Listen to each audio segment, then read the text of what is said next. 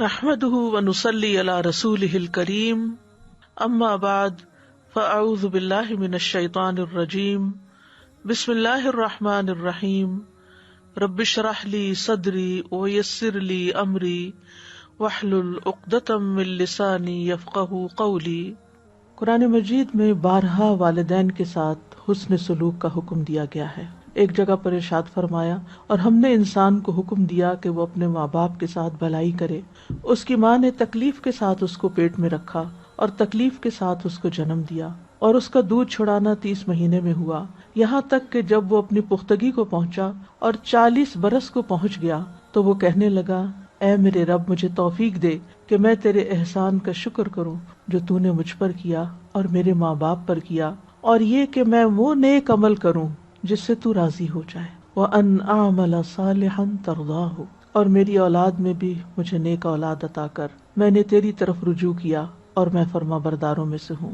فرمایا، یہ وہ لوگ ہیں جن کے اچھے اعمال کو ہم قبول کریں گے اور ان کی برائیوں سے درگزر کریں گے، وہ اہل جنت میں سے ہوں گے، سچا وعدہ جو ان سے کیا جاتا تھا۔ یہ سورۃ الاحقاف کی آیات کا ترجمہ آپ کے سامنے میں نے رکھا ہے، جس سے پتہ یہ چلتا ہے کہ انسان کے نیک اعمال میں سر فہرست اللہ سبحانہ وتعالیٰ کی عبادت کے بعد والدین کے ساتھ حسن سلوک ہے، اور پھر اس بات کی دعا کرنا کہ یا اللہ مجھے نیک اعمال کی توفیق عطا کر۔ اور خصوصاً اس عمر میں جب انسان 40 برس کا ہو جاتا ہے تو اس کی مصروفیات بہت بڑھ جاتی، بچے بھی بڑے ہو رہے ہوتے ہیں، کاروبار اور کام کی مصروفیت بھی ہوتی ہے، دوسری طرف والدین بوڑھے ہو جاتے ہیں، تو ایسے میں پھر والدین کی طرف توجہ کرنا جبکہ اپنے اوپر ذمہ داریاں بہت بڑھ جائیں، یہ نیکی کا اعلیٰ ترین درجہ ہے۔ تو بہترین تعلقات میں سب سے بہترین تعلق جو ہمارا ہونا چاہیے کسی کے ساتھ، ان کی زندگی میں اور ان کی موت کے بعد ان کے ساتھ تعلق، وہ والدین ہیں، اور وہ سب سے زیادہ اس کے حقدار ہیں، اور ان میں سے بھی دونوں میں سے ماں کا حق زیادہ ہے کیونکہ اس کی قربانیاں زیادہ ہیں۔ ماں باپ ہی ہمیں اس دنیا میں لانے کا سبب بنتے ہیں، ہمارا یہ وجود ماں باپ کا مرہون منت ہے، لہٰذا ہم پر والدین کا جو احسان ہے وہ کسی اور کا احسان نہیں ہے۔ والدین کے بعد بہترین عمل رشتہ داروں کے ساتھ حسن سلوک، صلہ رحمی ہے، پھر اپنے ہی گھر والوں کے ساتھ، پھر عمومی طور پر خواتین کے ساتھ حسن سلوک، بہترین اخلاق، پھر اپنے ساتھیوں، دوستوں، کلیگز، نیبرز کے ساتھ، پھر یہ کہ بہترین لوگ وہ ہیں جن کے اخلاق اچھے ہوں، اور اچھا اخلاق بہترین نعمت ہے۔ بہترین لوگ وہ ہیں جن کے اخلاق اچھے ہوں اور ان کی عمر اچھی ہو، یعنی عمر لمبی ہو۔ پھر اسی طرح اچھے اخلاق اور اچھے کردار کی علامت یہ بتائی گئی کہ انسان کے اندر عاجزی ہو، انکساری ہو، ہمبلنس ہو۔ پھر بہترین لوگ وہ جنہیں دیکھ کر اللہ یاد آئے، بہترین لوگ وہ جو دوسروں کو فائدہ پہنچانے والے ہیں، بہترین لوگ وہ ہیں جو دوسروں کی مدد کرتے ہیں، جو دوسروں کے لیے خیر کا دروازہ بن جاتے ہیں، کھانا کھلاتے ہیں، سلام کا جواب دیتے ہیں۔ بہترین انسان وہ ہے جس سے خیر کی امید ہو اور اس کے شر سے امن ہو۔ بہترین لوگ وہ ہیں جو صاف دل اور سچی زبان والے ہیں۔ تو ان احادیث پر ہم انشاءاللہ آگے بڑھ کر کلام کریں گے۔ سب سے پہلے والدین کے بارے میں اللہ سبحانہ تعالیٰ کا ارشاد ہے، اور آپ کے رب نے فیصلہ کر دیا، یعنی ڈیسائیڈ کر دی ہے یہ بات۔ ایک اور جگہ پر آتا ہے وَوَصَّيْنَا، ہم نے وصیت کر دی، یعنی تاکیدی حکم دیا۔ کس بات کا؟ کہ تم اللہ کے علاوہ کسی اور کی عبادت نہ کرو اور والدین کے ساتھ اچھا سلوک کرو۔ اگر ان میں سے کوئی ایک یا دونوں تمہارے سامنے بڑھاپے کی عمر کو پہنچ جائیں تو انہیں اف تک نہ کہو، نہ ہی انہیں جھڑکو، اور ان سے بات کرو تو ادب سے کرو، احترام سے کرو۔ پھر اسی طرح یہ کہ اللہ تعالیٰ اپنے شکر کے بعد والدین کے شکر کا حکم دیتے ہیں، اور ہم نے انسان کو اپنے والدین سے نیک سلوک کرنے کا تاکیدی حکم دیا ہے۔ اس کی ماں نے اسے کمزوری پر کمزوری سہتے ہوئے اپنے پیٹ میں اٹھائے رکھا اور 2 سال اس کے دودھ چھڑانے میں لگے، اسی لیے حکم دیا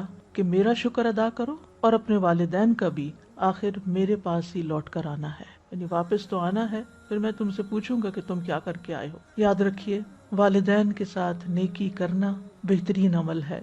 عن ابن مسعود رضی اللہ عنہ ان رجلا سأل النبی صلی اللہ علیہ وسلم ای الاعمال افضل قال الصلاة لوقتها وبر الوالدین ثم الجہاد فی سبیل اللہ۔ عبداللہ بن مسعود کہتے ہیں، ایک شخص نے نبی صلی اللہ علیہ وسلم سے پوچھا کون سا عمل سب سے افضل ہے؟ آپ نے فرمایا وقت پر نماز پڑھنا، والدین کے ساتھ نیکی کرنا، پھر اللہ کے راستے میں جہاد کرنا، یعنی اللہ کا حق، پھر حقوق العباد میں والدین کا حق، اور پھر اللہ کے دین کی خدمت، کیونکہ جس کا تعلق اللہ تعالیٰ سے ہی درست نہیں وہ اللہ کے دین کی کیا خدمت کرے گا، اور جس نے اپنے گھر میں فساد اور بگاڑ پیدا کر رکھا ہے اس کے اپنے والدین کے ساتھ ہی تعلقات ٹھیک نہیں، اس کے اپنے گھر والوں کے ساتھ ہی تعلقات ٹھیک نہیں، تو وہ کس قسم کے دین کی خدمت کرنا چاہتا؟ اس کا دین پڑھنا اور پڑھانا اور دین کے لیے قربانیاں کرنا پھر وہ محل نظر ہے، کیونکہ پہلی سیڑھی پہ قدم رکھنے کے بعد دوسری اور دوسری کے بعد تیسری آتی ہے۔ اگر آپ زمین سے تیسری سیڑھی پر چڑھنے کی کوشش کریں گے تو گر جائیں گے، اس کام میں بھی کبھی کامیاب نہیں ہوں گے، آپ کی باقی نیکیاں بھی اپنی جگہ پر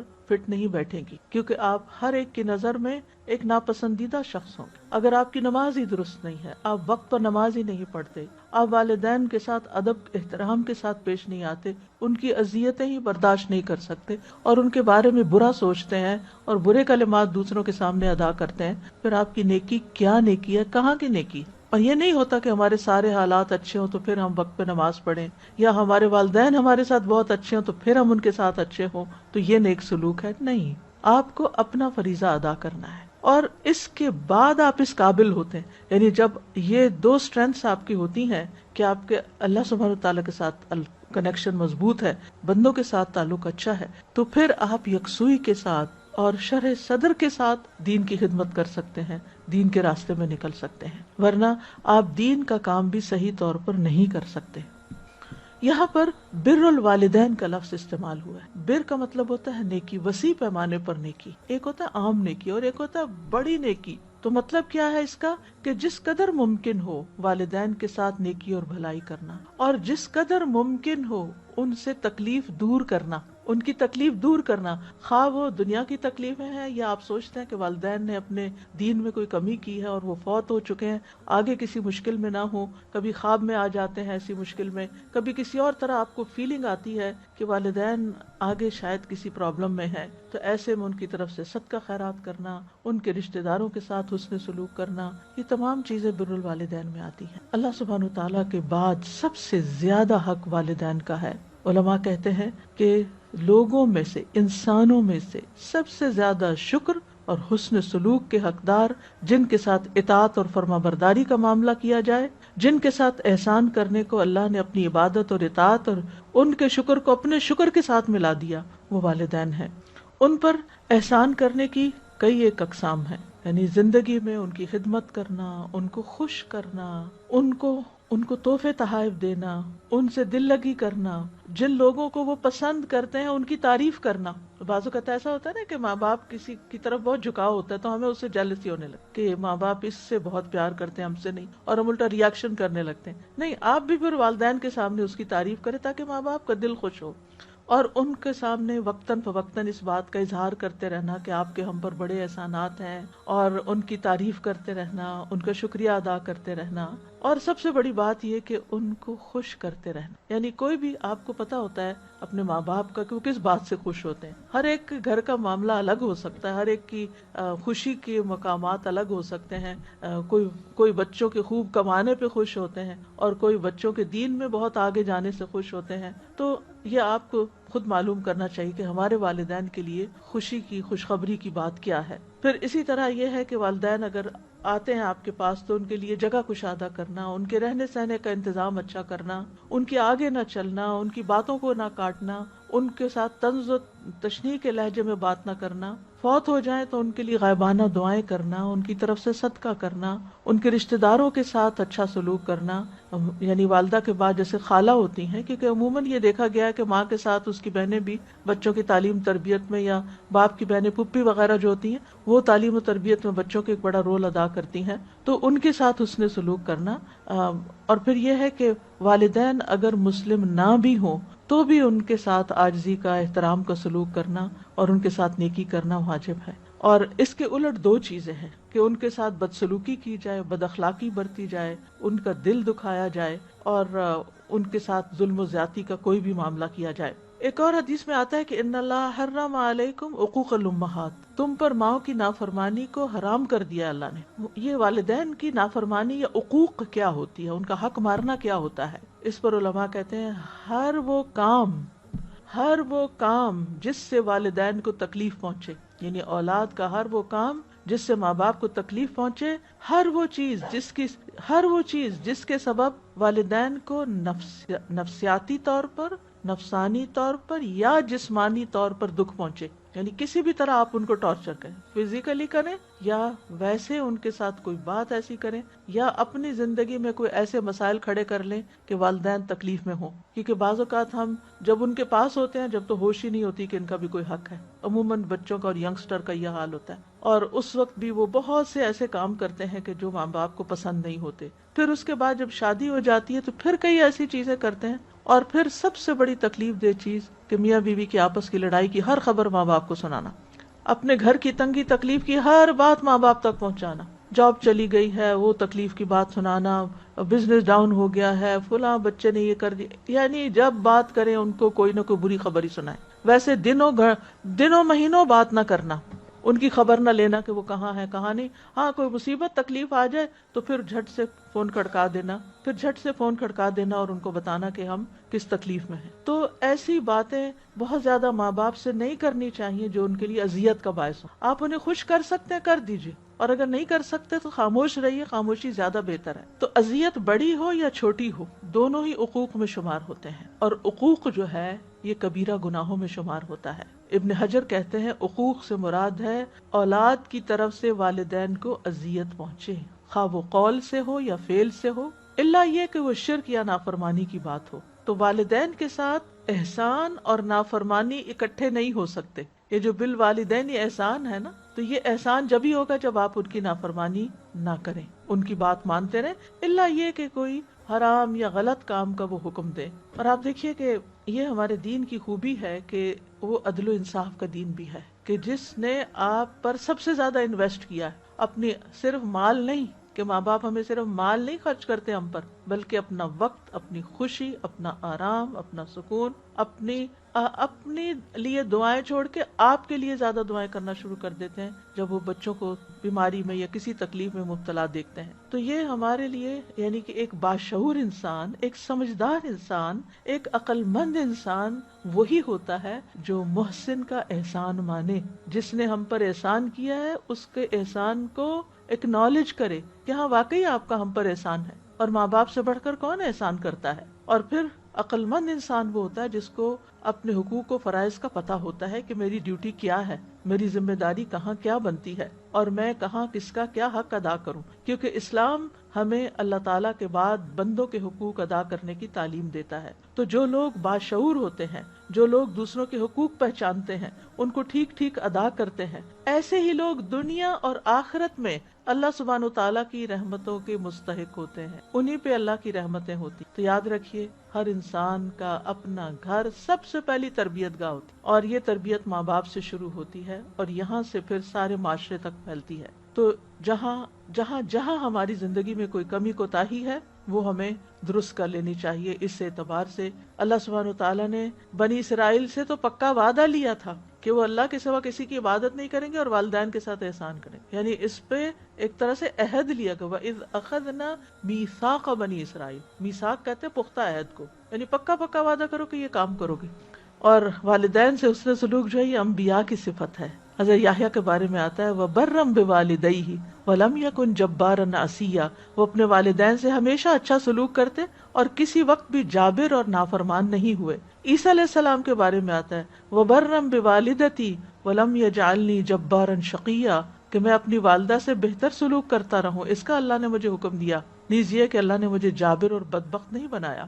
تو یاد رکھیے والدین میں سے پھر ماں کا حق زیادہ ہے، اور ماں کے ساتھ نیکی جہاد سے بھی زیادہ اہم ہے۔ آپ کو یاد ہوگا کہ اویس قرنی جو تھے وہ اپنی والدہ کی خدمت میں رہنے کی وجہ سے رسول اللہ صلی اللہ علیہ وسلم کی خدمت میں حاضر نہیں ہو سکے تھے، کیونکہ اگر وہ آپ کے پاس آتے تو پھر ان کی والدہ کی ٹیک کیئر کرنے والا کوئی نہ ہوتا۔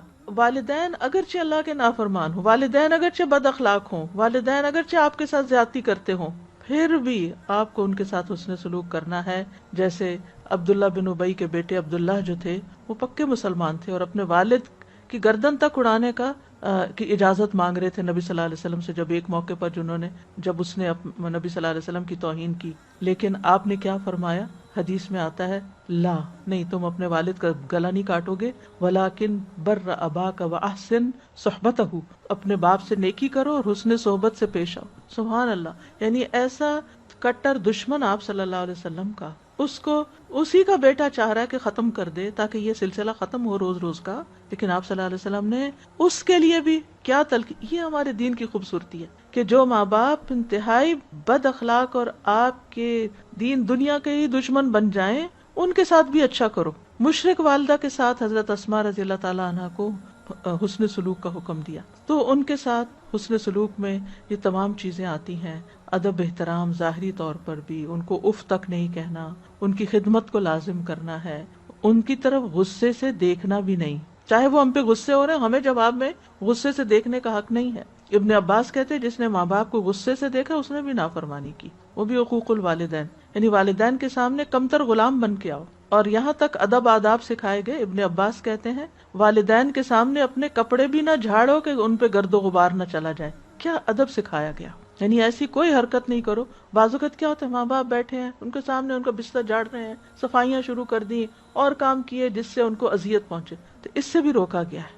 پھر ایسے کام کرنے چاہیے کہ والدین کے دل سے دعائیں نکلیں، کہیں بد دعا نہ نکل جائے، کیونکہ وہ پوری ہو جائے گی اور دنیا آخرت برباد ہو جائے گی۔ پھر اسی طرح ان کو رلانا نہیں چاہیے۔ ایک شخص نبی صلی اللہ علیہ وسلم کے پاس والدین کو روتا ہوا چھوڑ کے آیا کہ میں آپ کے ہاتھ پہ ہجرت کی بیعت کرنے ہوں، آپ نے کہا نہیں، واپس جاؤ، جیسے رلا کے آئے ہو ایسے ہنساؤ۔ پھر اسی طرح والدین سے اگر کوئی غلطی ہوگی، کیونکہ والدین کو فرشتے نہیں ہوتے، وہ بھی انسان ہوتے ہیں اور ان سے کئی غلطیاں ہوتی ہیں، کئی حرام کام ہو جاتے ہیں، کئی گناہ کبیرہ ہو جاتے ہیں۔ اب دیکھیں کہ جو چور ہوتے ہیں ان کے بھی کوئی بچے ہوتے ہیں، کوئی یعنی کہ برے برے کام کرنے والے لوگ جو ہوتے ہیں ان کی بھی اولادیں ہوتی ہیں، اب وہ اولادیں ماں باپ کی وجہ سے بدنام بھی ہوتی ہیں، پریشان بھی ہوتی ہیں، تو ایسے میں بھی وہ اپنے والدین کو اگر مدد کی ضرورت ہے، خدمت کی ضرورت ہے، کسی چیز کی، تو جائز کاموں میں وہ ان کا ساتھ دیں۔ اور اگر فوت ہو جائیں کسی کے بھی والدین تو سب سے زیادہ حسن سلوک کیا ہے؟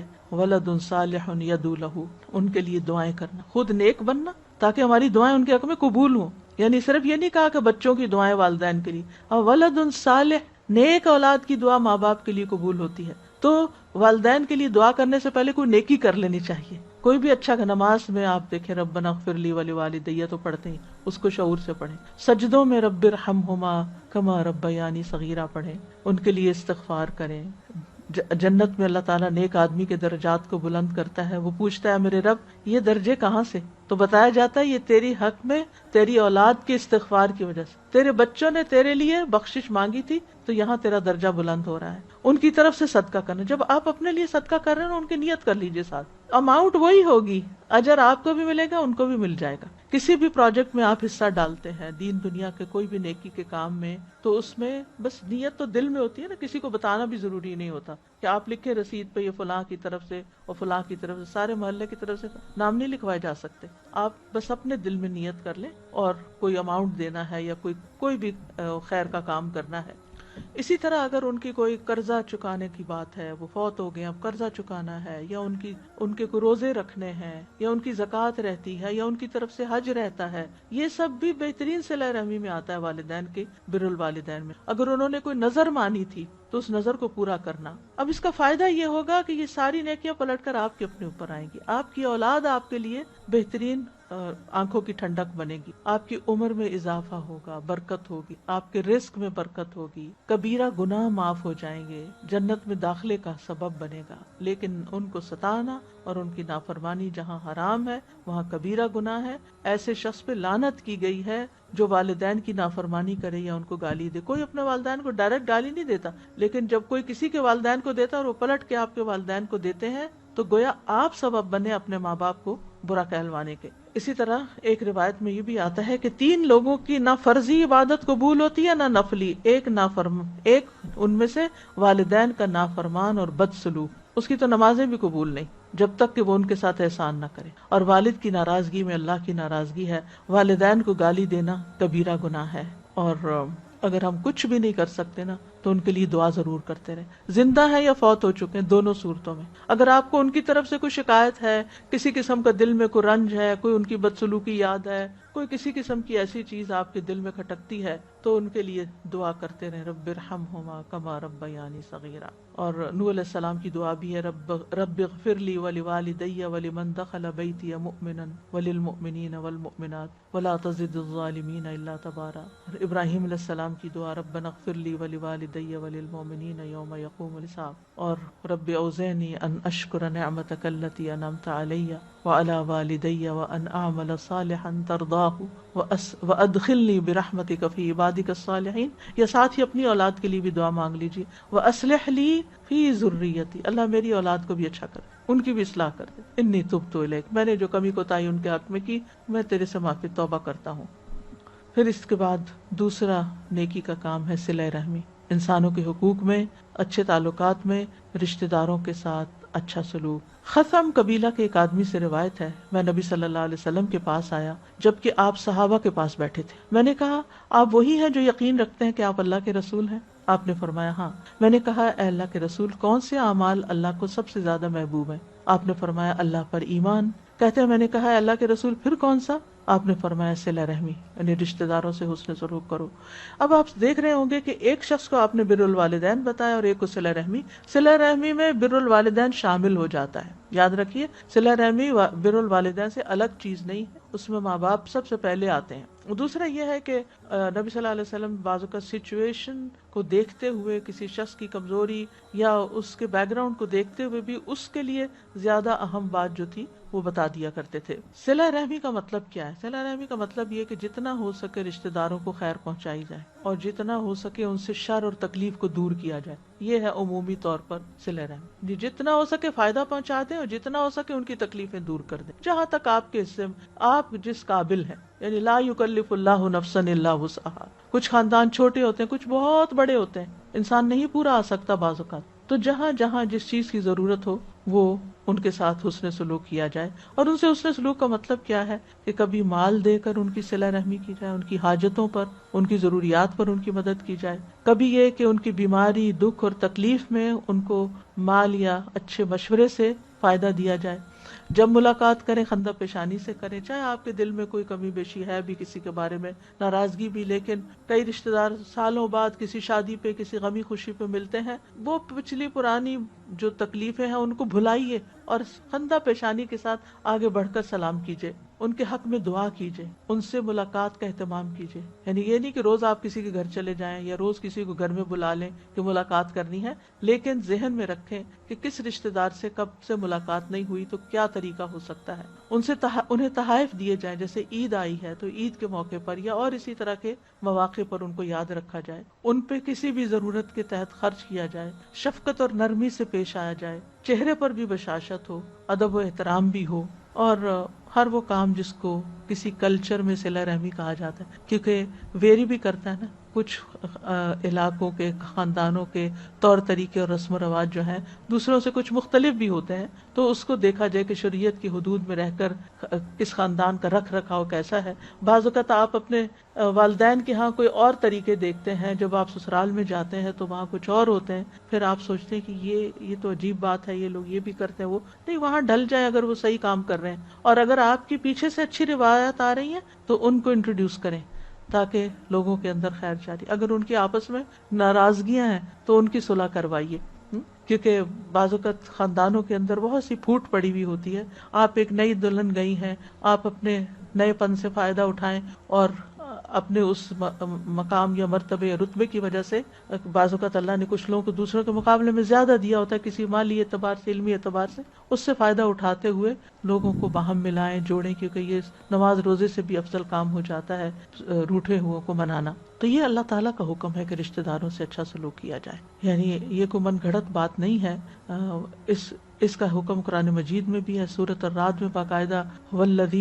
باقاعدہ فرمایا گیا والذین یصلون ما امر اللہ بہ ان یوصل ویخشون ربہم ویخافون سوء الحساب وہ جو اس چیز کو ملاتے ہیں جس کے متعلق اللہ نے حکم دیا کہ اسے ملایا جائے اور اپنے رب سے ڈرتے ہیں. اس آیت میں آپ دیکھیے کہ جہاں صلہ رحمی کی بات کی گئی وہاں صبر کی بات ساتھ. والذین صبروا ابتغاء وجہ ربہ، اپنے رب کا چہرہ چاہنے کے لیے صبر کرتے، کیونکہ جس کے اندر صبر نہیں نا وہ صلہ رحمی نہیں کر سکتا. چھوٹی چھوٹی باتوں پر فلیئر اپ ہو جانا، غصے میں آ جانا، تعلقات توڑ بیٹھنا، پھر ایک دوسرے سے بات نہ کرنا، پھر ان چیزوں کو لمبا لے جانا، معاف نہ کرنا، یہ صلہ رحمی کے خلاف ہے. کہاں ناراضگی نہیں ہوتی، کہاں ایک دوسرے سے اختلاف نہیں ہوتا، کہاں کسی کی بات ہرٹ نہیں کرتی، ہر جگہ ہوتا ہے. محبت کے قریبی رشتوں میں بھی یہ چیزیں ہو جاتی ہیں. تو ایسی صورت میں صبر سے ہی صلہ رحمی ہو سکتی، اور اللہ کا چہرہ چاہنے سے ہی انسان کے اندر یہ موٹیویشن آتی ہے کہ میں سب کو معاف کر دوں. اور پھر نماز قائم کرنا، رزق اللہ کے دیے میں سے خرچ کرنا، یعنی تکلیف دہ موقع پر اللہ کی عبادت سے اسٹرینتھ حاصل کرنا. نماز کی بات آ گئی. پھر بعض اوقات جب آپ مال خرچ کرتے ہیں، کسی کو کچھ دیتے ہیں، تہادو تحابو، تو محبت پیدا ہو جاتی ہے، غلط فہمیاں دور ہو جاتی ہیں. اور پھر سرم و علانیہ، چھپا کے بھی دکھا کے بھی کسی نہ کسی طرح. اور پھر وَيَدْرَؤُونَ بِالْحَسَنَةِ السَّيِّئَةِ، برائی کو بھلائی سے دور کرتے ہیں. یعنی کسی کا برا رویہ بھی ہے تو اس کے جواب میں اچھائی کرتے. صلہ رحمی یہ نہیں کہ جو آپ کے ساتھ اچھا آپ اس کے ساتھ اچھا. صلہ رحمی یہ کہ کوئی آپ کے ساتھ برا بھی کر جاتا ہے پھر بھی آپ اس کے ساتھ اچھا کرتے ہیں. اچھا، صلہ رحمی میں ترتیب کیا؟ سب سے زیادہ کن رشتہ داروں کا حق ہے؟ اس میں علماء کہتے ہیں کہ سب سے پہلے محرم رشتے آتے ہیں، یعنی وہ رشتے جن کے ساتھ شادی نہیں ہو سکتی، وہ سب سے پہلے درجے پر صلہ رحمی کے مستحق ہے. یعنی اگر آپ دو لوگ سامنے آئیں، اس کے ساتھ بھی اچھا اس کو بھی ضرورت ہے، اس کو بھی ضرورت ہے، تو پہلی ضرورت آپ اس کی پوری کریں گے کہ جس کے ساتھ آپ کا حرمت کا رشتہ ہے. اور حرمت کے رشتے سورۃ النساء میں بتا دیے گئے ہیں. صرف یہ یاد رکھے کہ جہاں شادی مرد کی جس عورت سے اور عورت کی جس مرد سے شادی نہیں ہو سکتی وہ محارم ہے، وہ سب سے پہلے ہوں گے. پھر اس کے بعد یہ کہ ان کے جو آگے بچے ہیں یا ان کے جو آگے رشتے ہیں ان کے ساتھ صلہ رحمی کرنا. اسی طرح سب سے پہلے ان کے ساتھ صلہ رحمی کرنا جو ہمارے وارث بنتے ہیں، جیسے والدین ہیں، اولاد ہے، بیوی ہے، بچے ہیں، یہ اس میں آ جاتے ہیں. اور پھر اس کے بعد جب یہ اوپر نیچے کے نہ ہوں تو پھر بہن بھائی آ جاتے ہیں، پھر خالہ چچا ماموں وغیرہ، یہ ان رشتوں کے ساتھ صلہ رحمی کرنا. اور پھر یہ یہاں تک کہا گیا، بعض علماء کہتے ہیں چوتھے دادا تک یا نانا تک، ان کی جو اولادیں ہیں وہ سب رشتوں میں ان کے ساتھ صلہ رحمی. بعض ساتویں تک کہتے ہیں، وہ جو 7 پشتیں آپ نے اکثر سنا ہوگا، 7 پشتوں کی بات بہت کرتے ہیں، تو 7 پشتوں تک جو رشتے معلوم ہیں. ہمارے ہاں تو یہ رہا ہی نہیں، قریبی رشتے بھی نہیں پتا، بہن بھائیوں کے بچوں کے نام نہیں آتے، باقی کیا ہوگا. تو لیکن اہل عرب میں خاص طور پر اوپر تک اپنے نسب نامے یاد ہوتے تھے، پھر ان کی کون کون اولادیں ہیں، کون کس قبیلے میں گیا ہے، کون کیا کرتا ہے، یہ سب ان کو معلوم ہوتا. ویسے بھی لوگ یہ کہ پہلے اکٹھے رہتے تھے، قریب رہتے تھے. اب دنیا بھر میں پھیل گئے ہیں لوگ، تو اس اعتبار سے بھی دنیا بڑھ گئی، لیکن حد الوسع جہاں تک ممکن ہو سکے انسان صلہ رحمی کرتا رہے. اور اس سلسلے میں انسان ہمیشہ یاد رکھے کہ باقی تمام لوگوں کی نسبت رشتہ دار آپ کے حسن سلوک کے زیادہ مستحق. لیکن افسوس یہ کہ یہ پیمانہ بدل گیا. ہم باقی لوگوں کے ساتھ تو اچھے ہوتے ہیں، اپنے ورک پلیس پہ بہت اچھے ہیں، اپنے نیبرز کے ساتھ اچھے ہیں، دوستوں کے ساتھ بہت اچھے ہیں، لیکن رشتہ داروں کو کاٹ کھانے کو دوڑتے ہیں. یہ غلط بات ہے، یہ ترتیب غلط ہے. اس کا یہ مطلب نہیں باقی لوگوں سے اچھے نہ ہو یا ان سے برا کر کے اچھا کرو، ان کے ساتھ ان سے بھی اچھا کرو، لیکن ترتیب میں 1 2 3 4 پرائرٹی کس کی ہوگی یہ ضرور رکھنا چاہیے. کیونکہ یہ پرائرٹی آپ نے اس اعتبار سے نہیں رکھنی کہ آپ کا دل کیا چاہتا ہے یا آپ کو کیا پسند ہے، اس اعتبار سے رکھنی کہ اللہ تعالیٰ کیا چاہتا ہے، اللہ کے ہاں کیا زیادہ فائدہ مند چیز ہے. اور پھر یہ کہ جیسے آپ جانتے ہیں رشتہ دار کو صدقہ دینے کا دوہرا اجر ہے. اور یہ ہے کہ رشتہ داروں کے ساتھ احسان کرنے سے دنیا میں بھی فائدہ ہوتا ہے. یہ وہ نیکی ہے کہ جس کا صلہ فوراً مل جاتا ہے. حدیث میں آتا ہے بے شک جس نیکی کا بہت جلد اجر ملتا ہے وہ صلہ رحمی ہے. یعنی اگر آپ کی زندگی میں کوئی مشکل ہے، کوئی تکلیف ہے، کوئی پریشانی ہے، تو رشتہ داروں سے اس نیت سے بھی آپ اچھا کریں کہ اللہ تعالیٰ میں تیری رضا کی خاطر ان سے حسن سلوک کر رہی ہوں، تو اپنی رحمت سے مجھے میری مشکل سے نکال. جو بھی آپ کے دلوں میں دعائیں ہوں. اور یاد رکھیے کہ یہ نیکی ہم نے صرف دنیا کے مسئلے حل کرنے کے لیے نہیں کرنی، اللہ کی رضا کی خاطر کرنی ہے، جس کا صلہ پھر جنت ہے. تیسرا نیک کام، تیسری بات آج کے لیکچر کے سلسلے میں، وہ ہے گھر والوں کے ساتھ بالکل امیڈیٹ. وہ لوگ جو ایک گھر کے اندر رہتے ہیں، ایک چار دیواری کے اندر رہتے ہیں، یعنی چاہے وہ آپ ہسبینڈ وائف ہیں اور بچے ہیں، یا پھر آپ کے گھر میں آپ کے کوئی شادی شدہ بچے، بیٹا یا بیٹی ہے اور ان کے بچے رہتے ہیں، نواسے یا پوتے وغیرہ، تو یہ سارے لوگ جو ایک چھت کے نیچے رہتے ہیں ان سب کے ساتھ اچھا سلوک۔ قال خیرکم خیرکم لأہلہ وانا خیرکم لأہلی، نبی صلی اللہ علیہ وسلم نے فرمایا تم میں سے بہتر وہ ہے جو اپنے گھر والوں کے لیے بہتر ہو، اور تم سب کی نسبت میں اپنے گھر والوں کے لیے بہتر ہوں۔ اور اس میں سب سے پہلے بیوی آتی ہے، پھر بچے آتے ہیں، پھر اس کے بعد بچوں کے بچے وغیرہ آتے ہیں، اور یعنی کہ اور ہو سکتا والدین آپ کے ساتھ رہتے ہوں تو ان کا تو اپنا ہی ایک حق ہے۔ تو عموماً انسان گھر والوں کی اچھی بری چیز سے کبھی تنگ بھی آ جاتا ہے، اور وہ پھر گھر والوں کے ساتھ یعنی باہر سب خوش اخلاقی برت کے خالی ہو کے گھر آتا ہے، اور گھر آ کے اس کی یعنی ساری بد اخلاقی جو ہے وہ اس کی باہر آ جاتی ہے۔ تو یہ ایک تو دوغلا پن ہے۔ بہت سے لوگ باہر آپ کی بڑی تعریف کرتے کہ بڑے اچھے اخلاق کے مالک، اور گھر والے جو ہیں وہ انتہائی تنگ ہیں آپ سے، تو اس رویے کی بھی اصلاح کی ضرورت ہے۔ تو بہرحال گھر والے جو ہیں ان کے ساتھ حسن سلوک، اور حسن سلوک میں صرف یہ نہیں کہ ان کو کھلاتے پلاتے رہیں، ان کو تفریح سیر کرواتے رہیں اور ان کی ہر بات مانیں، اور یہ آپ ان کو خوش کیے چلے جا رہے ہیں ان کے حلال حرام پہ، یہ مطلب نہیں ہے اس کا۔ اس میں یہ چیز بھی آتی ہے قوا انفسکم واہلیکم نارا، یعنی ان کے ساتھ سب سے اچھا حسن سلوک، ان کی خیر خواہی کیا ہے کہ ان کو آگ سے بچاؤ، ان کو اسلام کے اعتبار سے ایجوکیٹ کرو، ان کو اخلاق، آداب اور مینر سکھاؤ، ان کے اچھے برے کی فکر کرو، ان کے ساتھ شفقت کا معاملہ کرو، ان کو عزت اور پیار دو۔ اور جو والدین بچوں کو پیار نہیں دیتے ان کی بہت مذمت بھی کی گئی ہے۔ ابو ہریرہ کہتے ہیں رسول اللہ صلی اللہ علیہ وسلم نے حضرت حسن بن علی کو بوسہ دیا، تو آپ کے پاس اقرا بن حابس بیٹھے ہوئے تھے، تو انہوں نے کہا میرے تو 10 بچے ہیں، میں نے تو کبھی کسی کو بوسہ نہیں دیا۔ تو آپ نے ان کی طرف دیکھا اور فرمایا جو رحم نہیں کرتا اس پہ رحم نہیں کیا جاتا، تو جو تم دوسروں پہ رحم کرو اللہ تعالیٰ تم پہ رحم کرے۔ پھر یہ کہ اولاد کے درمیان عدل کرنا، بیٹیوں کو بھی اہمیت دینا، کیونکہ ہمارے معاشرے میں افسوس کے ساتھ یہ کہنا پڑتا ہے کہ بیٹوں کو تو بہت ترجیح دی جاتی ہے اور بیٹیوں کو پیچھے کر دیا جاتا ہے، حتیٰ کہ میراث میں یا اور حقوق میں بھی، تو ان سب میں ان کا حق بنتا ہے۔ پھر اسی طرح یہ کہ ان کو اپنی بد زبانی سے بچانا، بد اخلاقی سے بچانا، گالی گلوچ سے بچانا، یعنی گھر کے اندر ان چیزوں کو مائنس کر دیا جائے، اور پھر دعا بھی کی جائے ربنا هب لنا من ازواجنا وذرياتنا قرۃ اعین واجعلنا للمتقین اماما، اور وہ دعا بھی بڑی خوبصورت ہے جو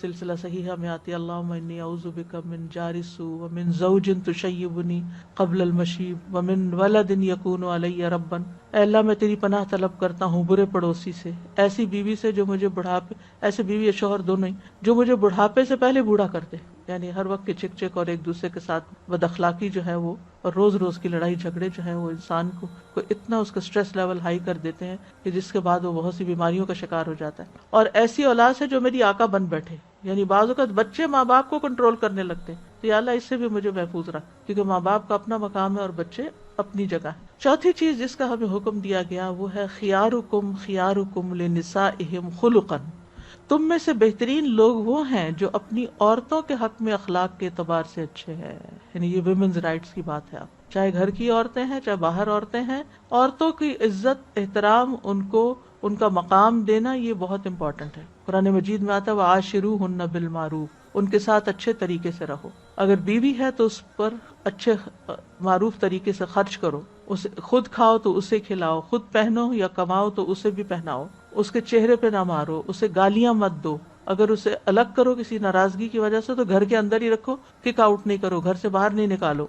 نبی صلی اللہ علیہ وسلم نے فرمایا آدمی کو ہلاک کرنے کے لیے اتنا ہی کافی ہے کہ جس کا خرچ اس کے ذمے ہے اس کو خرچ نہ دے، یعنی جس کے اوپر سپینڈ کرنا اس کے اوپر لازم ہے، واجب ہے، وہ اس پہ سپینڈ نہ کرے۔ تو اپنی حیثیت کے مطابق سپینڈ کرتے رہنا چاہیے، اچھی عادات پر نظر رکھنی چاہیے، بری عادات کو نظر انداز کر دینا چاہیے۔ پھولوں کے ساتھ کانٹے بھی ہوا کرتے ہیں، اچھے سے اچھے لوگوں کے ساتھ آپ کو کوئی ایسی چیزیں مل جائیں گی جو آپ کو بادر کریں گی، تکلیف دیں گی، ان کو اگنور کرتے رہیں۔ کوئی انسان کسی کی، یاد رکھیے جملہ، کوئی انسان کسی کی خیر سے فائدہ نہیں اٹھا سکتا اگر وہ اس کے شر کو معاف نہیں کرتا یا اس کے شر سے درگزر نہیں کرتا، یعنی جب تک آپ کسی کی برائی یا بد اخلاقی یا یعنی کسی بھی کمزوری یا کوتاہی سے صرف نظر نہیں کرتے، اس کو اگنور نہیں کر دیتے، معاف نہیں کر دیتے، جانے نہیں دیتے، اس وقت تک اسی کے اندر جو خیر ہے اس سے آپ فائدہ نہیں اٹھا سکتے۔ کیونکہ ہر انسان کے اندر کچھ چیزیں آپ کو بہت اچھی بھی لگتی ہیں لیکن ساتھ ہی کچھ چیزیں آپ کو بہت تکلیف بھی دیتی ہیں. تو بہت سے لوگ مثلاً شادی کے ریلیشن شپ میں ہوتے ہیں, ایک دوسرے کی ضرورت ہوتے ہیں, ایک دوسرے سے الگ بھی نہیں رہ سکتے, لیکن ایک دوسرے سے شکایتیں بھی دن رات کرتے چلے جاتے ہیں اور سارے خاندان کو بیچ میں انوالو کیے رکھتے ہیں. تو جب ان کو مشورہ دیا جاتا ہے کہ اگر آپ اتنے ہی تنگ ہیں تو پھر الگ ہو نہیں, الگ نہیں ہم ہو سکتے, پھر تھرڈ آپشن تو کوئی نہیں. آپشن یہی ہے کہ آپ ان کے ساتھ رہیں اور ان کی تکلیف دہ چیزوں کو اگنور کرتے رہیں, ان پہ خاموشی اختیار کریں, آنکھ بند کر لیں, کوئی بات نہیں. اس بات کو مان جائیں کہ یہ ہے مسئلہ یہاں. دیکھیں بعض اوقات یہ ہوتا ہے نا کہ آپ نے بڑا اچھا کارپیٹ بچھایا لیکن کہیں جھول رہ گیا. اب آپ کو پتا ہوتا ہے کہ ہاں جھول ہے, آپ کچھ کر نہیں سکتے, سارا کہاں سے اکھیڑیں گے, اس کو کیسے فکس کریں گے, کوئی طریقہ نہیں فکس کرنے. اب کچھ لوگوں کے بچپن سے عادتوں میں کوئی جھول رہ جاتے ہیں, ان کی کچھ کمزوریاں ہوتی ہیں. آپ بیوی کی حیثیت میں شوہر کے بہت سے جھول نہیں کھول سکتے, ان کو نہیں فکس کر سکتے, وہ ان کے ساتھ ہے چیز, اس کو سمجھیں. اور جب آپ انڈرسٹینڈ کر لیں گے نا تو آپ اس چیز کے اوپر بہت توجہ نہیں کریں گے, آنکھ بند کر لیں گے اس طرف سے. آپ دیکھیں کہ بعد صرف ایک چھوٹی سی چیز آپ کو بادر کری اور پورے گھر میں جو چیز بچھی ہوئی ہے وہ آپ کو نظر ہی نہیں آتی. اتنی خیر اس شخص سے آپ کو پہنچ رہی ہے, وہ اپنا مال دن رات آپ پہ خرچ کر رہا ہے, وہ آپ کے لیے محنت کر رہا ہے, تکلیف اٹھا رہا ہے, اور آپ چھوٹی چھوٹی باتوں کو پکڑ کے گھر میں فساد شروع کر دیتے ہیں. تو اس پہ کیا اللہ تعالیٰ پوچھے گا نہیں؟ تو حسن سلوک صرف یہ نہیں ہوتا کہ کنڈیشنل ہو, اگر تم اچھے ہو تو میں اچھا ہوں, نہیں, آپ اچھے بن کے دکھائیں اور دوسرے کو بھی اچھا کر لیں. پھر اسی طرح یہ ہے کہ بیوی پہ ہاتھ نہیں اٹھانا چاہیے. نبی صلی اللہ علیہ وسلم نے کبھی کسی خادم یا عورت کو مارا نہیں. اس کی مدد کرنی چاہیے گھر کے کام میں, اس کے ساتھ تعاون کرنا چاہیے. نبی صلی اللہ علیہ وسلم کیا کرتے تھے؟ کان یکون فی محنت اہلہ, یعنی فی خدمت اہلہ, گھر میں گھر والوں کی خدمت کے کام کرتے تھے, گھر میں جھاڑو لگا لیتے تھے, کپڑے رفو کر لیتے تھے, جوتا اپنا مرمت کر لیتے, ڈول سی لیتے, یعنی چھوٹے چھوٹے گھر کے چور جو ہوتے ہیں ان میں ہیلپ کرتے تھے. حالانکہ آپ کی بیویوں کے پاس کوئی بچے نہیں تھے کہ جن کے بہت زیادہ کام ہو, ان کے پاس بھی فراغت ہوتی ہے, لیکن اگر شوہر ایک کام زیادہ اچھا کر سکتا ہے تو وہ بیوی کو ہیلپ کر کے اس کا دل خوش کر سکتا ہے, گھر کی فضا اچھی ہو سکتی ہے. اور پھر اسی طرح حضرت عائشہ نبی صلی اللہ علیہ وسلم کے بارے میں, حضرت جابر نبی صلی اللہ علیہ وسلم کے بارے میں فرماتے ہیں کہ آپ بہت نرم دل انسان تھے. حضرت عائشہ جب بھی آپ سے کسی چیز کی فرمائش کرتی ہیں آپ اسے پورا کر دیتے تھے. پھر یہ ہے کہ ایک دوسرے کو یہ احساس دلانا چاہیے کہ آپ ہمارے لیے بہت قیمتی ہیں, اپنی محبت کا اظہار کرنا چاہیے. آپ صلی اللہ علیہ وسلم نے حضرت عائشہ سے فرمایا تھا کہ میری اور تمہاری محبت کی مثال ایک رسی کی طرح, رسی کی نوٹ کی طرح. تو حضرت عائشہ پوچھتی تھی اکثر کہ رسی کا نوٹ کا کیا حال ہے, یعنی ڈھیلی ہو گئی ہے یا اسی طرح ہی ہے. تو یعنی ہسبینڈ وائف کے کچھ سیکریٹس ہوتے ہیں, محبت کی کچھ چیزیں ہوتی ہیں, ان کو دہراتے رہنا چاہیے تاکہ دوسرا شخص جو ہے وہ اس کو خوش رکھا جا سکے. یعنی صرف مسائل پہ بات نہ کریں, صرف جھگڑوں پہ بات نہ کریں, صرف شکایتیں نہ کریں, صرف شکوے نہ کریں, صرف موڈ آف کر کے نہ رکھیں. یعنی کچھ لوگ منہ سے کچھ نہیں بولتے لیکن ایسا موڈ آف کر کے رکھتے ہیں کہ گھر کی ساری فضا کو اندھیرا کر دیتے ہیں. بہتر ہے بول کے بتا دیں. تو یہ چیزیں جو ہیں یہ بہت میٹر کرتی ہیں ایک خوبصورت زندگی گزارنے کے لیے. پانچویں چیز ہے اپنے ساتھیوں کے لیے اچھا ہونا. اب گھر سے باہر نکل آیا ہوں, اب دائرہ وسیع ہو گیا ہے. رسول اللہ صلی اللہ علیہ وسلم نے فرمایا خیر الاصحاب, بہتر ساتھی, عند اللہ, اللہ کے نزدیک, خیرہم لصاحبہ, وہ ہے جو اپنے ساتھی کے لیے بہتر ہے. وخیر الجیران عند اللہ خیرہم لجارہ, اور بہتر پڑوسی وہ ہے جو اپنے پڑوسی کے لیے اچھا ہے. یعنی اللہ تعالیٰ کے نزدیک زیادہ ثواب اور اجر حاصل کرنے والے کون ہیں, اللہ کے پسندیدہ کون ہیں, جو اپنے ساتھیوں کے حق میں زیادہ اچھے ہیں. بعض اوقات ہم برابری پہ آ جاتے ہیں, مقابلے پہ آ جاتے ہیں, وہ تو میرے لیے کچھ نہیں کرتا, میں ہی ہر وقت یہ کروں. تو آپ اگر زیادہ اچھے تو آپ کا اجر اور مقام بھی اللہ کے یہاں بہت اچھا ہے. تو مقابلے پہ نہ رہا کریں. جو تعاون کر سکتے ہیں, جو احسان کر سکتے ہیں, جو ایک تکلیف دور کر سکتے ہیں, جہاں کہیں کام آ سکتے ہیں آپ کام آتے رہیں. کبھی آپ ان کی تکلیف دور کر کے, کبھی آپ ان کا کوئی کام کر کے, کبھی ان کے گھر کھانا بھیج کر, کبھی ان کے ساتھ نیک, ان کی بیماری میں ان کی عیادت کر کے, یعنی جہاں جس چیز کی ضرورت ہو. یعنی رشتہ داری نہیں بھی لیکن پھر بھی آپ ایک دوسرے کی کیئر کرتے ہیں, تو یہ بھی اللہ تعالیٰ کے نزدیک بہت پسندیدگی کی بات ہے. اور پھر اسی طرح یہ ہے کہ قرآن مجید میں بھی آتا ہے والجار الجنوب والصاحب بالجنب. تو والصاحب بالجنب جو پہلو کا ساتھی ہے, یعنی ٹیمپریریلی آپ کسی کے ساتھ سفر کر رہے ہیں, جہاز میں ساتھ ساتھ بیٹھے ہوئے ہیں, یا ایئرپورٹ پہ کہیں لاؤنج میں, بعض اوقات یہ ہوتا ہے کہ آپ کسی ویٹنگ ایریا میں جا کے ایک بینچ شیئر کرتے ہیں. تو ایسی تمام جگہوں پر دوسروں کو ہیلو ہائی کر دینا اور ان کو اپنی پریزنس سے کمفرٹیبل کرنا, یہ ساری چیزیں اس میں آ جاتی ہیں. یعنی چھوٹی چھوٹی نیکیاں بھی آتی ہیں اور بڑی بڑی بھی آتی ہیں. پھر اسی طرح مومن کا آئینہ ہوتا ہے, تو بعض اوقات دوسرے میں اگر کوئی کمی کمزوری ہے تو اس کو اچھے طریقے سے سمجھانا بھی چاہیے. اور نبی صلی اللہ علیہ وسلم نے فرمایا ایک مومن دوسرے مومن کا بھائی ہے، اس کے سامان کی حفاظت کرتا ہے، اس کی غیر موجودگی میں اس کا دفاع کرتا ہے. یعنی اگر وہ آپ کے پاس کچھ امانت رکھ دیتا ہے تو وہ اس کو ویسے ہی واپس لوٹاتا ہے، اور اگر آپ موجود نہیں اور کوئی آپ کی برائی کرنا شروع کر دیتا ہے تو وہ آپ کی طرف سے صفائی بھی پیش کرتا ہے. نہیں، آپ کو غلط فہمی ہوئی ہے، اس شخص کے اندر یہ برائی نہیں ہے، میں اس کے ساتھ اتنے سالوں سے ہوں یا میں اس کو اچھی طرح جانتا ہوں، تو یہ خیرخواہی جو ہے یہ بھی بڑی ضروری ہے، یہ بھی حسن سلوک میں آتا ہے. پھر ایک دوسرے کی خبر رکھنا، کیونکہ بعض اوقات ایسا ہوتا ہے کہ ہم زندگی کے ایک عرصے میں دوست ہوتے ہیں، نیبرز ہوتے ہیں، پھر اس کے بعد کہیں اور شفٹ ہو گئے، موونگ ہو گئی، تو اس صورت میں آپ دیکھیے کہ پھر کیا ہوتا ہے کہ انسان بھول جاتا ہے ان لوگوں، لیکن انہیں بھی وقتاً فوقتاً کسی موقع پر یاد کر لینا چاہیے، اور دوسرے کے لیے وہی پسند کرنا چاہیے جو اپنے لیے کرتے ہیں. اور پھر یہ ہے کہ پڑوسیوں کے ساتھ بھی حسن سلوک کرتے رہنا چاہیے، جو بالکل ساتھ کے نیبرز ہوں یا 40 گھروں تک کی بات کی گئی. نبی صلی اللہ علیہ وسلم نے فرمایا اپنے پڑوسی سے اچھا سلوک کرو تو تم مومن ہو جاؤ گے، اور پڑوسی کو نہ ستانا جو ہے یہ ایمان کی علامت ہے. حدیث میں یہ بھی آتا ہے اچھی ہمسائیگی شہروں کو آباد کرتی ہے، یعنی آبادیوں کا باعث بنتی ہے اور عمر میں اضافے کا سبب بنتی ہے. یعنی اگر اچھا نیبرہڈ ہے تو اس سے یعنی خوشیاں ملتی ہیں انسان کو. اور بعض نیبرز تو بالکل رشتہ داروں کی طرح ہو جاتے ہیں، آپ اپنے گھر کی چابیاں ان کے حوالے کر دیتے ہیں، آپ ان کی لان موو کر دیتے ہیں، آپ ان کے اور کاموں میں کوئی گروسری کرنے جا رہے ہیں تو آپ ان کے لیے کر کے لے آتے ہیں. یعنی بہت سی چیزوں میں ایک دوسرے کے مددگار ہوتے ہیں. تو یہ ساری چیزیں حسن سلوک میں آتی ہیں. چھٹی چیز ہے بہترین لوگ وہ ہیں جن کے اخلاق عمدہ ہوں. خیر الناس احسنہم خلقا، لوگوں میں سے بہترین وہ ہے جو بہترین اخلاق والا ہے. ایک اور حدیث میں آتا ہے اچھا اخلاق بہترین نعمت ہے، یعنی یہ 7واں نمبر ہے. ما خیر ما اوتی الناس یا رسول اللہ، سوال کیا گیا کون سی خیر، کون سی چیز سب سے بہترین انسان کو دی گئی ہے؟ قال حسن خلق حسن، اچھا اخلاق. تو خلق کہتے ہیں طبیعت کو، مربت، جبلت، عادت، یہ ساری چیز میں اس میں آتی، اور یعنی نفس کی پختہ حالت، یعنی ایسے کام، خلق ایسے کاموں کو کہتے ہیں جو بہت سوچ بچار کے بغیر آپ سے سرزد ہو جاتے ہیں. کسی کی کوئی چیز گری تو آپ سوچیں گے نہیں اچھا اٹھاؤں کہ نہ اٹھا کے دوں کہ نہ مدد کروں کہ نہ، آپ آگے بڑھ جاتے ہیں، اٹھا کے دوسرے کی مدد کر دیتے ہیں، کسی کو سیٹ آفر کر دیتے ہیں، کسی کے لیے کوئی چیز آسان کر دیتے ہیں، کہ رستہ بنا دیتے ہیں. تو یہ قدرتی طور پہ پایا جانے والا اخلاق ہے جس میں اصل چیز شعور ہے. یعنی آپ کا شعور کتنا زندہ ہے، آپ کی نگاہیں کیا دیکھتی ہیں. لیکن یاد رکھیے اس میں لمٹ رکھیے، اس لمٹ کا ہونا بھی بڑا ضروری ہے. بعض اوقات مدد کے نام پر لوگ دوسروں کی پرائیویٹ لائف میں مداخلت کرنا شروع کر دیتے ہیں اور حد سے بڑھ جاتے ہیں، وہ چیز درست نہیں ہوتی. تو اور پھر یہ کہ حسن اخلاق یہ نہیں کہ کوئی آپ کے ساتھ ہنس بول کے بات کرا تو آپ بھی اچھے ہیں، نہیں. زندگی میں انسان کو بہت بار تلخ تجربے بھی پیش آتے ہیں. لوگ آپ سے ناراض ہو کے کٹ آف کر لیتے ہیں، آپ سے ملنا جلنا چھوڑ دیتے ہیں. کچھ لوگ آپ کو اگنور کرتے ہیں، کسی شادی میں، پارٹی میں سب کو ملیں گے، سب سے اچھے سلوک، اور آپ کو بالکل کارنر کر دیں گے. خاص طور پر اگر آپ دین کی طرف آ گئے ہیں تو پھر تھوڑا آپ سے کنارہ کشی کرنا شروع کر دیں گے. تو ایسے موقع پر انسان کے اندر ایک ری ایکشن آتا ہے، ایک جوابی غصہ آنے لگتا ہے کہ یہ میرے ساتھ ایسے کیوں کر رہے ہیں، چلے ٹھیک ہے یہ ایسے تو ایسے ہی صحیح.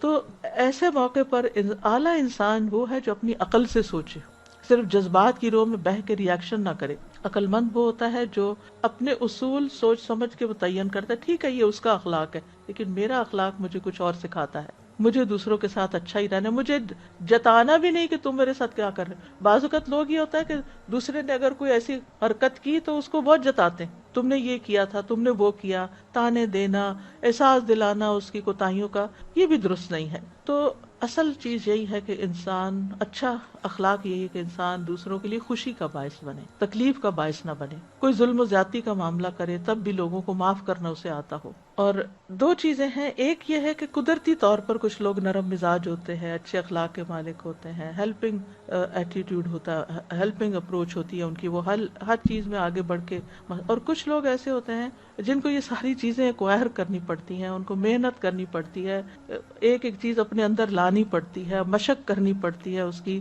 سوچ بچار کرنی پڑتی ہے، حتیٰ کہ وہ کر کر کے وہ چیز پھر عادت کا حصہ بن جاتی ہے. تو کچھ چیزیں تو آپ کے اندر ہوں گی نیچرلی اللہ نے آپ کے اندر وہ ڈال دی. لیکن کچھ چیزیں جو نہیں ہیں اور آپ دیکھتے ہیں دوسرے وہ اچھے اچھے کام کرتے ہیں تو پھر محنت کریں ان عادتوں پر اور اپنے اندر وہ لے کر آئیں. تو بیسیکلی حسن اخلاق کیا ہے کہ دوسروں کے ساتھ اچھا معاملہ کرنا اور ان کو تکلیف نہ دینا، ان پہ سخاوت کرنا، ان کی تکلیفوں پہ صبر کرنا، ہنستے ہنستے پیش آنا. یہ ایمان کی تکمیل کا حصہ ہے. کامل مومن وہ ہیں جن کے اخلاق سب سے اچھے ہوں. یہ اسلام کی خوبصورتی ہے، یہ افضل عمل ہے.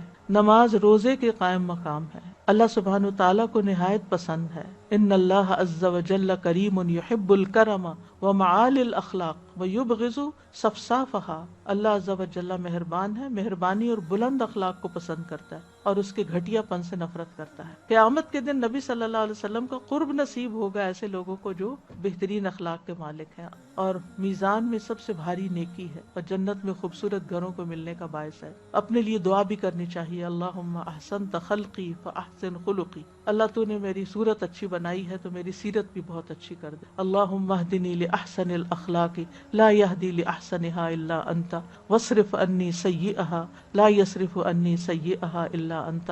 اللہ مجھے اچھے اخلاق کی ہدایت فرما، تیرے سوا کوئی اچھے اخلاق کی ہدایت نہیں دیتا، اور برے اخلاق کو مجھ سے دور کر دے. کوئی مجھ سے برے اخلاق دور کرنے والا نہیں، یعنی کوئی میری اصلاح نہیں کر سکتا، تو ہی مجھے ٹھیک کر دے. 8ویں بات یہ ہے کہ بہترین لوگ وہ ہیں جن کی عمر طویل ہو اور اخلاق بہترین ہو، یعنی لمبے عرصے تک لوگوں کے کام آئے. مطلب یہ ہے کہ لمبی یعنی جتنی بھی زندگی ملی ہے بڑھاپے میں بھی اخلاق اچھا ہو. پھر کیونکہ بعض لوگ جوانی میں اچھے ہوتے ہیں، جب تھک جاتے ہیں، بیمار ہو جاتے ہیں، پھر چڑچڑے ہو جاتے ہیں. تو اس سے بھی بچنا چاہیے، اس کا ایڈوانٹیج نہیں لینا چاہیے. کیونکہ کچھ لوگ کہتے ہیں اب عمر کا تقاضا یہی ہے کہ ہمارے اندر یہ چڑچڑاپن آ جائے اور عمر کا تقاضا وہ ہے. یہ جملے نہ دہرائیں، یہ ہم اپنے آپ کو خود ہی بلیک یعنی کہ جسٹیفائی کر رہے ہوتے ہیں اور اپنے آپ کو سہولت دے رہے ہوتے ہیں. یہ اپنے ساتھ زیادتی ہے، یہ اپنے ساتھ زیادتی ہے. اس طرح کی سوچ کو پیدا کرنا اور پھر اس کے بعد اس کو دہراتے رہنا، یعنی یہ کوئی ایکسکیوز نہیں ہے کہ آپ کی عمر زیادہ ہے تو آپ بد اخلاق ہو جائیں. آپ اپنا انجام کیوں برا کرنا چاہتے ہیں؟ ساری زندگی اچھا کیا ہے تو آخری عمر بھی اچھے ہی رہیں. 9ویں بات یہ ہے کہ خیارکم احاسنکم اخلاقا المتقون اکنافا. تمہارے بہترین لوگ وہ ہیں جو اخلاق میں سب سے اچھے ہوں اور اپنے پہلوؤں کو جھکانے والے ہوں، یعنی عاجزی، ہمبلنس، انکساری، اور دوسروں کے سامنے یعنی اپنے آپ کو بہت بڑھا چڑھا کے پیش نہ کرنا، یعنی دوسروں کو باس اراؤنڈ جسے کہتے ہیں نا، وہ نہ کرنا. فرمایا مومن تو فرما بردار اونٹ کی طرح ہوتا ہے، اسے جہاں لے جایا جائے چل پڑتا ہے، یعنی دوسروں کے آسانی سے کام آتا ہے. ایک اور حدیث میں آتا ہے مومن محبت کرتا ہے اور اس سے محبت کی جاتی ہے. وہ سنگ دل اور سخت مزاج نہیں ہوتا. لوگوں میں سے سب سے بدترین وہ ہیں جن کی فحش کلامی کی وجہ سے لوگ ان سے ملنا جلنا چھوڑ دیتے. یہ ہر جگہ بدتمیزی کرتے ہیں، بد اخلاقی سے بات کرتے ہیں. نبی صلی اللہ علیہ وسلم کو کیا فرمایا گیا؟ لو كنت فظا غلیظ القلب لانفضوا من حولک. اگر آپ سخت دل ہوتے، بد اخلاق ہوتے تو یہ آپ سے بھاگ جاتے. تو دین والوں سے بھی بعض اوقات لوگ اس لیے بھاگ جاتے ہیں کہ ویسے وہ نماز پڑھ رہے ہوتے ہیں، مسجدوں کا انتظام کر رہے ہوتے ہیں اور بہت صدقہ خیرات کر رہے ہوتے ہیں، لیکن جو مسجد میں آنے والا اس کے ساتھ بد اخلاقی برتتے ہیں، صفیں درست کروانے سے لے کر ان کی ہر چیز کے اندر بدتمیزی. تو یہ کوئی دین نہیں ہے. اور سارے عمل اپنے برباد کر کے وہیں چلے جاتے ہیں جو لوگوں سے بد اخلاقی کرتے ہیں، اور لوگ ان سے بدظن ہو کر مسجد آنا چھوڑ دیتے ہیں، وہ لوگوں کو بھگانے کا ذریعہ بنتے ہیں. تو اس سے بھی بچنا چاہیے. تو اللہ کے محبوب ترین بندے کون ہیں؟ جو ان میں سے سب سے زیادہ نرمی اور شفقت کرنے والے ہیں لوگوں. 10ویں چیز یہ ہے کہ بہترین لوگ وہ ہیں جنہیں دیکھ کر اللہ یاد آ جائے. نبی صلی اللہ علیہ وسلم نے فرمایا میری امت کے بہترین افراد وہ ہیں جن کو دیکھ کر اللہ یاد آ جاتا ہے. یعنی جب وہ لوگوں کے سامنے آتے ہیں تو ان کو اللہ کی محبت ان کے دلوں میں آتی ہے، کیونکہ وہ اللہ کی بات کرتے ہیں، لوگوں کو نصیحت کرتے ہیں، تو ان کی صحبت سے ایک نور، ایک روشنی حاصل ہوتی ہے اور غم بھول جاتا ہے انسان. اور صحابہ کی علامت بھی یہی تھی کہ رحماء بینہم، آپس میں ایک دوسرے پہ بڑے مہربان تھے. ابن قیم کہتے ہیں فائدہ پہنچانے والا شخص ہی بابرکت ہوتا ہے، یعنی جس سے فائدہ ملتا رہے. اور جو چیز سب سے زیادہ فائدہ پہنچاتی ہے وہ سب سے زیادہ بابرکت ہوتی ہے. جو سب سے زیادہ فائدہ دے وہ سب سے زیادہ بابرکت. اور لوگوں میں سے بابرکت انسان وہ ہے کہ جہاں بھی وہ جاتا ہے اس سے فائدہ اٹھایا جاتا ہے، لوگ اس سے فائدہ اٹھاتے ہیں، اس کی بات سے، اس کی مدد سے، اس کی خیر سے، یعنی کسی نہ کسی طرح. پھر اسی طرح وہ اچھے ساتھی وہ ہوتے ہیں جو یہاں کہیں بھی ہو، جہاں کہیں بھی ہو، آپ کو اللہ کی یاد دلائیں. اور پھر یہ کہ 11ویں بات یہ ہے کہ کہ خیر الناس انفعہم للناس، لوگوں میں سب سے اچھے وہ ہیں جو سب سے زیادہ لوگوں کو فائدہ دیتے ہیں. اور فائدے میں صرف مال کا فائدہ نہیں، ہر اعتبار سے فائدہ. اس کا دائرہ بہت وسیع ہے، چاہے علم کے ذریعے، چاہے رائے دے کر، چاہے مشورہ دے کر، نصیحت کر کے، خیر خواہی کر کے، اپنے منصب کے ذریعے. بعض اوقات اللہ نے آپ کو کوئی اتھارٹی دی ہوتی ہے، کوئی خاص مقام دیا ہوتا ہے، کوئی اقتدار دیا ہوتا ہے، تو اس کے ذریعے آپ لوگوں کو فائدہ پہنچاتے ہیں.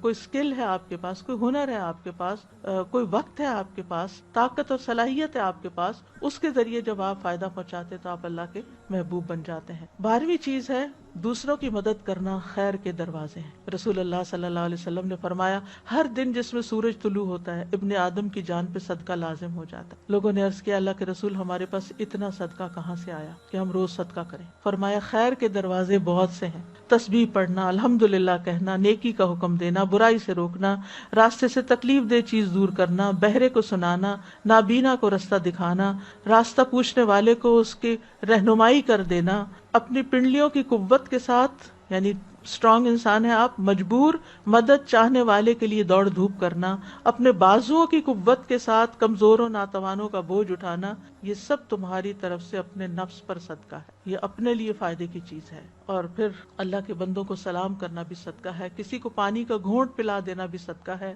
کسی کے ڈول سے میں پانی ڈال دینا، کسی کے گلاس میں انڈیل دینا، کسی کو آفر کر دینا، معمولی چیزیں بھی آفر کر دینا، جیسے کوئی رسی دینا، کسی کو جوتی کا تسمہ دینا، کسی کو پانی کھینچ کے نکال دینا، کوئی راستے سے تکلیف والی چیز ہٹا دینا، خندہ پیشانی سے کسی سے بات کر لینا، کسی کی وحشت اور تنہائی دور کرنا. یعنی خاص طور وہ لوگ جو بوڑھے ہیں، تنہا ہیں، اکیلے ہیں، ان کو کال کر لینا یا ان کے پاس چلے جانا یا ان کی کوئی خدمت کر دینا یا ان کو کوئی مدد دے دینا، یہ سب بہترین اخلاق کی علامت ہے اور یہ انسان کی میزان میں بہت بھاری نیکیاں ہیں. 13ویں چیز ہے اپنے بھائی کی مدد کرنا، یہ بہترین عمل ہے. نبی صلی اللہ علیہ وسلم نے فرمایا افضل اعمال یہ ہیں تم اپنے بھائی کو خوش کر دو یا اس کا قرضہ ادا کر دو یا اس کو روٹی کھلا دو. او تطعمہ خبزا، خبز کا لفظ آ رہا ہے بریڈ، یعنی یہ بھی ایک نیکی کا کام ہے، کسی کے لیے روٹی پکا دینا. جیسے حضرت عائشہ روٹی نہیں پکا سکتی تو ان کی انصار ساتھی جو ہوتی تھی وہ ان کے لیے آٹا وہ گوندھ لیتی تھی لیکن روٹی وہ بنا دیتی تھی. تو یہ بہت سے کلچرز میں ایسا ہوتا ہے کہ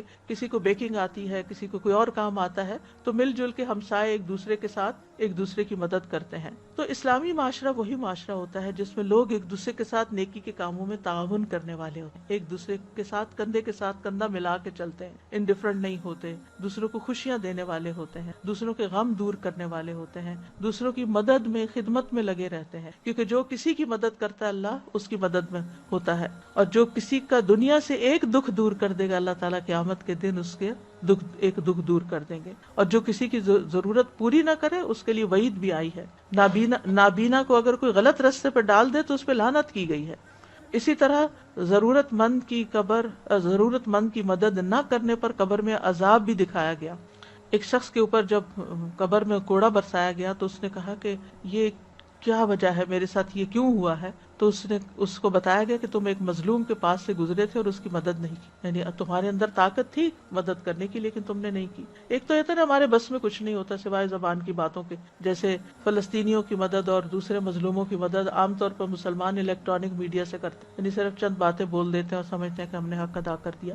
تو ٹھیک ہے، ادنا ترین بات یہ بھی ہو سکتی ہے، لیکن اگر آپ کو اللہ تعالیٰ نے کوئی ایسا مقام دیا ہے کہ آپ اس سے آگے بڑھ کے کر سکتے ہیں تو پھر آپ کو اس سے فائدہ اٹھانا چاہیے. 14ویں بات آج کے بہترین اخلاق میں سے کھانا کھلانے اور سلام کا جواب دینے کی نیکی.